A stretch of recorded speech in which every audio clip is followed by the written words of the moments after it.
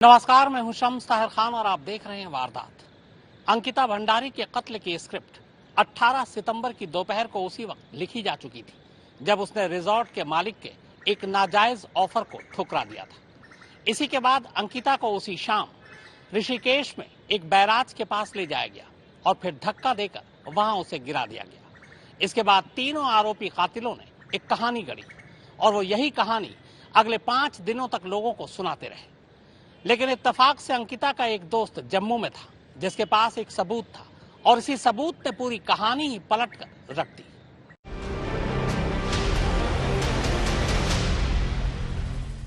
अच्छा, मेरे को एक बात बताइए। हाँ, आपका फोन क्यों लिया था उन्होंने? मेरा फोन, उसका फोन स्विच ऑफ हो गया था, बैटरी डाउन हो गई थी उसकी। उसे तुमसे बात करनी थी। जब मैंने आपको फोन किया था ना, 9 बजे। हाँ, जब मैंने आपको लास्ट टाइम पे फोन किया था, हाँ जी। तो उस टाइम पे वो मेरे साथ ही थी हम्म। और उसने मेरे से मेरा फोन लिया। और उसके बाद फिर मैंने उसे कहा कि फोन दे दे। उसने कहा कि मैं आपको मॉर्निंग में दे दूंगी फोन। जब आप बाहर गए थे तो आप कब आए थे वापस? हम आ गए थे शायद 9 बज रहे होंगे उस टाइम। हाँ, तो 9 बजे के बाद उनका फोन बंद है और अभी तक बंद ही है। फिर मुझे कैसे पता होगा? खुद बताइए आप। मैटर क्या हुआ पहले ये तो बताइए आप, मैटर क्या हुआ? मैटर कुछ भी नहीं थी, नॉर्मल चल रहा था सब कुछ। थोड़ी अपसेट थी वो। खाना खाया था उन्होंने?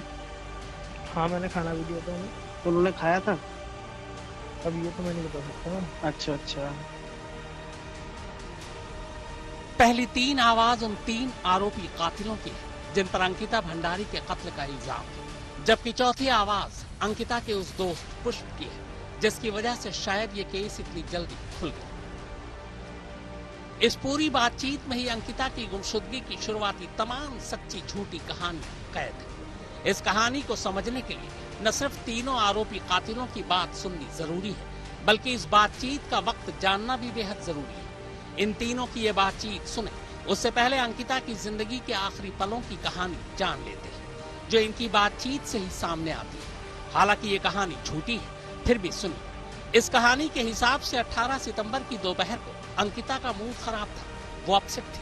उसका मूड ठीक करने के लिए शाम 6 से 6:30 बजे के दरमियान तीनों आरोपी कातिल अंकिता को लेकर ऋषिकेश जाते हैं। फिर अगले 2.5 से 3 घंटे में चारों वापस रिजॉर्ट लौट आते हैं। अंकिता के मोबाइल की बैटरी चार्ज नहीं थी, इसीलिए वो पुलकित से उसका मोबाइल मांगती है और पूरी रात पुलकित का ही मोबाइल अपने पास रखती है। इसी दौरान रात 9 बजे के बाद रिजॉर्ट का एक स्टाफ अंकिता को उसके कमरे में खाना देता है। रात 10 से 10:30 के दरमियान सभी सो जाते हैं। सुबह पुलकित अपना मोबाइल वापस लेने के लिए अंकित को अंकिता के कमरे में भेजता है और तब पहली बार पता चलता है कि अंकिता कमरे में नहीं और वो गायब है।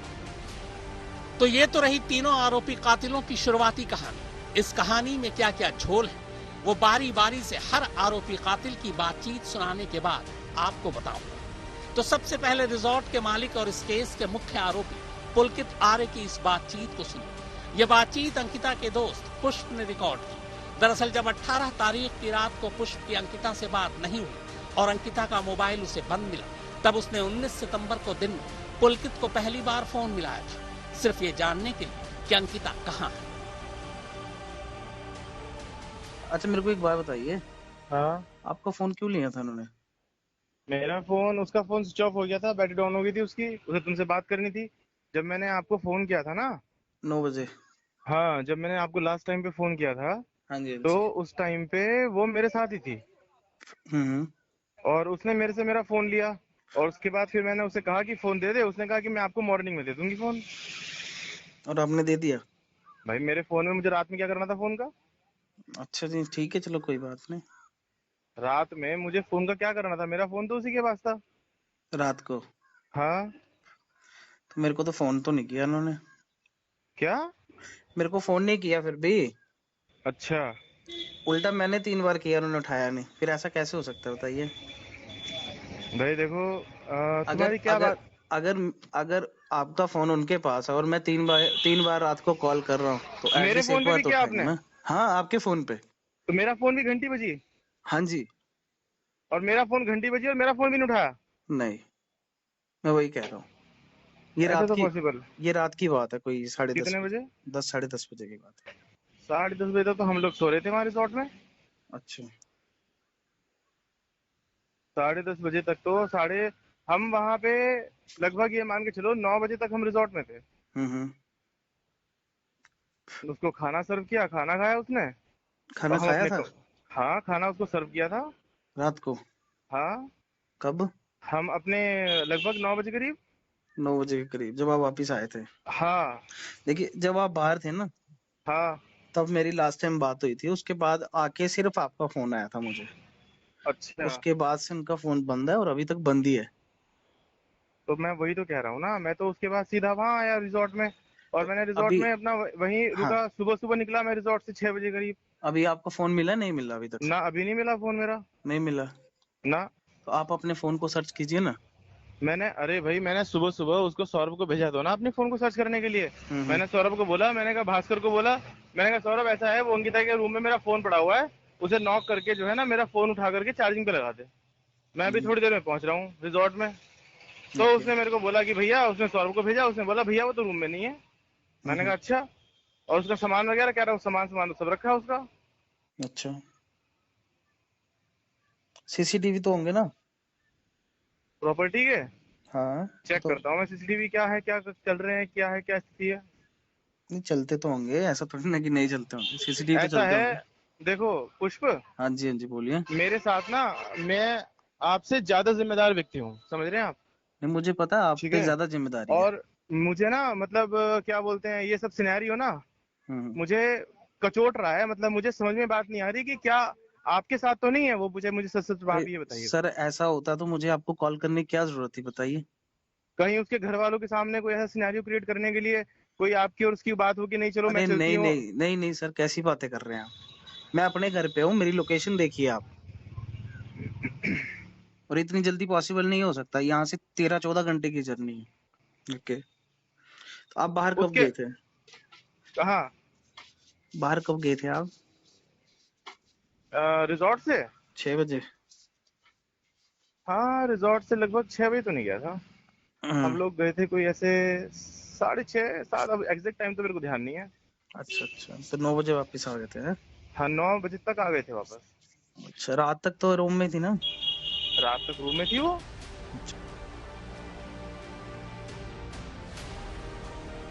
तो यहाँ पुलकित पुष्प को बता रहा है कि वो चारों रात 9 बजे तक रिजॉर्ट वापस लौट आए थे।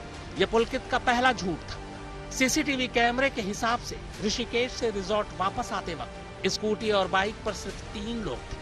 अंकिता तस्वीर में कहीं थी ही नहीं। पुलकित के मुताबिक अंकिता का मोबाइल चार्ज नहीं था, इसीलिए उसने अपना मोबाइल पूरी रात के लिए उसे दे दिया। यह पुलकित का दूसरा झूठ था। खुद पुलकित कह रहा है कि वो सभी 9 बजे रिजॉर्ट लौट आए थे। अंकिता अपने कमरे में चली गई थी। रिजॉर्ट में बत्ती भी गुल नहीं थी, तो ऐसे में रिजॉर्ट आने के बाद अंकिता अपना फोन चार्ज भी कर सकती थी। सच तो यह है कि ऋषिकेश में लड़ाई के दौरान पुलकित का फोन नहर में जा गिरा था। बातचीत के दौरान पुलकित उल्टे पुष्प से सवाल पूछता है कि कहीं अंकिता तुम्हारे साथ तो नहीं है। यह खुद के बचाव के लिए पुलकित का तीसरा झूठ था, क्योंकि तब पुष्प ऋषिकेश से बहुत दूर जम्मू में बैठा हुआ था। रिजॉर्ट और पुलकित का एक स्टाफ अंकित भी है, एक और आरोपी कातिल। पुष्प ने 19 सितंबर को दिन में ही अंकित को भी फोन किया था अंकिता के बारे में जानने के लिए। सुनिए अंकिता के बारे में अंकित क्या कह रहा था। जैसे कुछ अपडेट मिलेगा मैं आपको कॉल कर दूंगा। हाँ जी।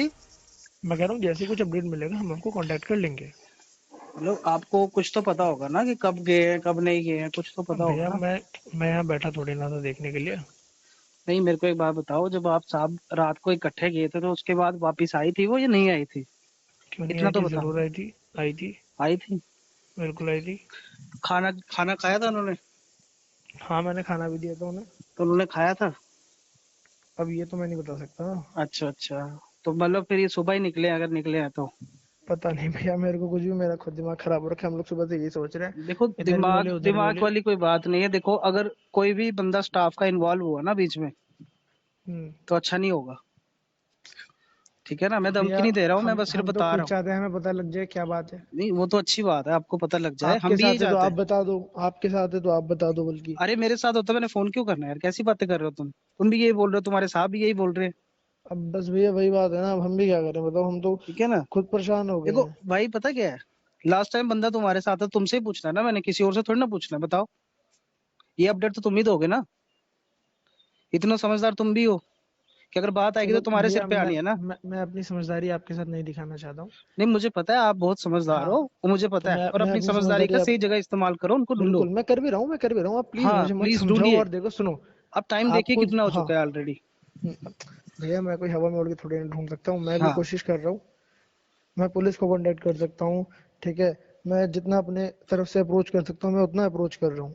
हाँ, जितना मैं तो अपनी तरफ पॉसिबल से हो सब कुछ सकता है आप पूरा कर सकता कीजिए, हूँ। ठीक है मैं ना। उतना पूरा अगर कर सकता अगर हूँ जितना आप, मैं अपनी तरफ से कर अगर सकता हूँ। मेरी जरूरत है तो मैं आ जाता हूँ, कोई दिक्कत नहीं है, अगर होगी मैं बता दूंगा आपको। है ना। अगर कोई जरूरत है तो मुझे बोलो, मैं आज ही निकलता हूँ, सुबह पहुंच जाऊंगा मैं, ठीक चलो है ना। कोई नहीं, अभी सर को आने दो, देखते हैं क्या हो रहा है। हाँ जो भी है, सर के पास कौन सा नंबर है, कैसे कांटेक्ट करूँ उनको। अभी उनके पास कोई नंबर भी नहीं है इनफैक्ट। उनका फोन, हेलो, हाँ उनका फोन। पता नहीं उनके फोन का क्या हो रखा है, कांटेक्ट मैं भी नहीं कर पा रहा हूँ उनसे। मैं भी उनसे कनेक्ट करने की मैंने भी कोशिश की, उनका कोई फोन नहीं लग रहा है। मैं जैसे ही वो आता है मैं आपको फोन कर लूंगा। आते ही होंगे वो थोड़ी देर में। ओके ओके, ठीक है, याद से करना आप। ठीक। ठीक है। अंकित भी ठीक उसी लाइन पर बात कर रहा था जिस लाइन पर पुलकित कर रहा था। ऋषिकेश जाने से लेकर वापसी, फिर अंकिता को खाना देने और सुबह अंकिता के गायब होने की पूरी स्क्रिप्ट मानो अंकित के पास भी थी। अंकित दावा करता है कि रात 9 बजे उसी ने अंकिता को खाना दिया था उसके कमरे में, पर उसने खाना खाया या नहीं ये पता नहीं, जबकि ये पता करना बड़ा आसान काम था। सुबह अंकित ही पुलकित का मोबाइल लेने अंकिता के कमरे में गया था। कमरे में अंकिता का सारा सामान मौजूद था, तो फिर रात को दिया गया वो खाना या फिर खाने का खाली प्लेट कमरे में ही होना चाहिए था, जिसे देखकर यह आसानी से कहा जा सकता था कि अंकिता ने खाना खाया था या नहीं। पर कमरे में अंकिता होती तभी तो खाना खाती। अब आइए तीसरे आरोपी कातिल सौरभ की भी आवाज सुनते हैं। स्क्रिप्ट लगभग वैसी ही जैसी पुलकित और अंकित की। सौरभ रिजॉर्ट का मैनेजर है। ये बातचीत भी 19 सितंबर की है। हेलो हेलो, सॉरी वो मेरे से दब गया। अच्छा अच्छा। तो जी कुछ नहीं, मैं उसको है नहीं यहाँ पर, अपने रूम में 1 घंटे से ढूंढ रहा हूँ मैं उसको, सारी प्रॉपर्टी में देख लिया और बाहर भी ढूंढ आया, तो अब समझ में नहीं आ रहा है। तो आपसे बात हुई थी उसकी, तो आपके पास तो नहीं अच्छा, आई वो। मेरे को आप एक बात बताइए, जी। जब आप बाहर गए थे तो आप कब आए थे वापस। हम आ गए थे, शायद 9 बज रहे होंगे उस टाइम। हाँ तो 9 बजे के बाद उनका फोन बंद है और अभी तक बंद ही है, फिर मुझे कैसे पता होगा, खुद बताइए आप। लेटेस्ट तो आपसे ही बात हुई और आपके साथ ही थे ना बाहर। हाँ बात तो हुई थी, लेकिन वो कुछ अपसेट थी शायद कल, तो नहीं कल शायद। मैटर क्या हुआ, पहले ये तो बताइए आप, मैटर क्या हुआ है। मैटर कुछ भी नहीं थी, नॉर्मल चल रहा था सब कुछ, थोड़ी अपसेट थी वो।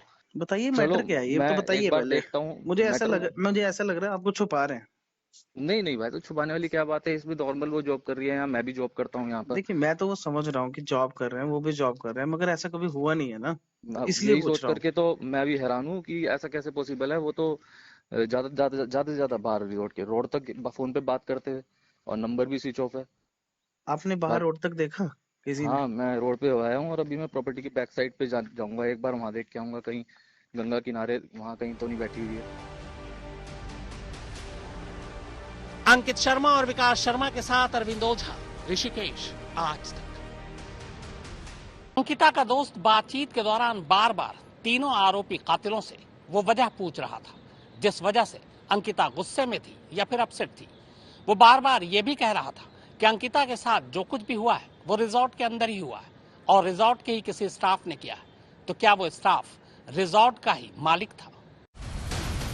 रिजॉर्ट मैनेजर सौरभ से बातचीत के दौरान पुष्प लगातार ये पूछ रहा था कि आखिर मैटर क्या है, मगर सौरभ उसे लगातार टाल रहा था। सौरभ की पूरी बातचीत ठीक वैसे ही थी जैसे पुलकित और अंकित की थी, यानी ये साफ है कि तीनों आपस में पहले ही ये तय कर चुके थे कि पुष्प से लेकर आगे चलकर पुलिस वालों तक को क्या कहानी सुनानी है। इन तीनों से बातचीत के बाद पुष्प ने पुलकित को दूसरी बार भी फोन किया था। तब पुलकित ये बता रहा था कि वो थाने में बैठा है। हेलो। हेलो। हाँ, पता हाँ लगा जी, कुछ। मैं हेलो, बात करता हूँ, बस आपको आधे घंटे में हम यहीं बैठे हुए हैं अभी। कहाँ बैठे कर हो रहे हैं आप। सब। यहाँ स्टेशन में, पुलिस स्टेशन में। पुलिस स्टेशन में। हाँ, वो इंस्पेक्टर से बात हो गई है, वो पहुंच रहे हैं अभी हमारे पास 10-15 मिनट में। आप अभी पुलिस स्टेशन में हो, वो रिजॉर्ट में जाएंगे। क्या? हाँ, रिजॉर्ट में रिजॉर्ट में जाएंगे जाएंगे। पूरा। सारा सब देखेंगे, सारी चीज सब देखेंगे, कहाँ है, किसके साथ बात किया, क्या नहीं किया, कॉल डिटेल पूरी निकालेंगे, हिस्ट्री सब निकालेंगे। भाई ये सब करना पड़ेगा। इस पूरी बातचीत में पुष्प बार बार जिस मैटर और मैटर में शामिल रिजॉर्ट के ही किसी स्टाफ की बात कर रहा है, आखिर वो मैटर या स्टाफ कौन और क्या है? रिजॉर्ट में लड़कियों के साथ बहुत घिनौनी हरकतें होती थी। वो लड़कियों को बहुत गंदी गंदी गालियां देता था। लड़कियां आती थी रिजॉर्ट से और रिजॉर्ट में तो मुझे एंट्री के लिए मना किया जाता था कि तुम इन लोगों की एंट्री नहीं करोगी।